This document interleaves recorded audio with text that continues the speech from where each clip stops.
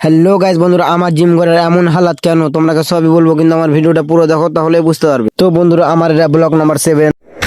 তো চলো বন্ধুরা, আজকের লাইভ জার্নিটা শুরু করা হোক। তো গাইস, আমি কিন্তু সকাল সকাল বেরিয়ে গেলাম পাট নিয়ে। আর আমি কিন্তু আজকে কেউরি যাবো না, শুধু আমাদেরই যাবো। তোমরা দেখতে পাচ্ছ গাইস, আমি কিন্তু পাটে ভূমি চলে এসেছি। আর কিছুটা ঘাস মেরে রেখে দিয়েছি, এবার ঘাসগুলো উঠাবো। ঘাস উঠাতে উঠাতেই গাইস আমি কিন্তু এই জিনিসটা দেখতে পেয়ে নিয়েছি। এই জিনিসটা কি আছে তোমরা কমেন্টে বলো। সবগুলো ঘাস উঠিয়ে নিয়ে এই গাইস কিন্তু আমি বাড়ির দিকে হেঁটে দিলাম। আমি কিন্তু মাঠ থেকে এসে বাড়িতে খেয়ে দিয়ে কিন্তু ঘুমিয়ে গেছিলাম। তারপরে কিন্তু ঘুমিয়ে উঠে ভাত টাত খেয়ে কিন্তু আমি আবার বেরিয়ে গেলাম পাট নিরাতে। গাইস তোমরা ভাববে কি সব দিন এরা শুধু পাট নিরাতেই কেন যায়? এরা কতগুলো পাট বুনেছে, এরা নিরাতে পারছে কি পারছে না? গাইস আমরা পাট অনেকগুলো বুনেছি, আমরা বুনেছি প্রায় 10 বিঘার রকম পাট বুনেছি, তাই এতদিন দেরি হচ্ছে পাট নিরানো। আর গাইস তোমরা জানো কি, আমার জিম ঘরটা মাঠে আছে, তার জন্য আমি মাঠ যাচ্ছিলাম। আর জিম ঘরটা দেখো কি হালত হয়েছে, আমার দেখেই কিন্তু ময়া লেগে যাচ্ছে। কালকে কিন্তু জিম ঘরটা ঠিক করবো শিওর। আর গাইস তোমরা তো মনে হচ্ছে ভিডিও দেখে বুঝতে পারতো কত কাজের চাপ হয়েছে আমাদের উপরে, তার জন্য কিন্তু জিম ঘরটাও ঠিক করতে পারে না, আবার জিমও করতে পারি না। আর গাইস আমাদের মাঠের এই ডানাটা দেখো কত সুন্দর লাগছে। এই ডানাটা কিন্তু অনেক দূর থেকে আছে, মনে মনে কালিয়ে চোখ চলে যাবে এই ডানাটা পাগলা অব্দি। আর গাইস পাট নিরাতে নিরাতে কিন্তু বেলা পুরো ডুবে গেল, সূর্যটাকে দেখো কি হয়েছে, সবগুলো ডুবে গেছে। কিন্তু তার জন্য কিন্তু আমি ব্লগটা এখান থেকে শেষ করে দিচ্ছি। আবার দেখা হচ্ছে কালকের ব্লগে।